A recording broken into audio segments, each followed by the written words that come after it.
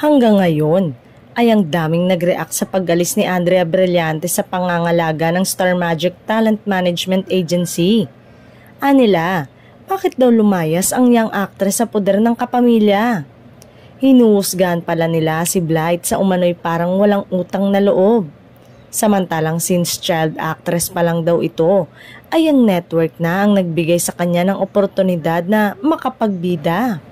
Maging nang nag-grow na siya ay nandyan pa rin sa kapamilya na nagbibigay ng magandang project sa dalaga.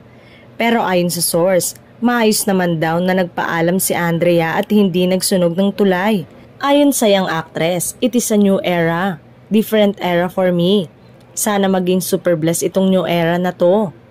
Samantala, sa pagpasok sa Batang Quiapo, bali-balitang walang balak din magtagal ito sa nasabing serye dahil may proyekto ito na gagawin sa labas ng ABS-CBN network. Wala pang ibang detalye tungkol dito ngunit nakipag-usap na umano ang kanyang bagong talent management sa network na nag-offer ng malaking proyekto sa aktres.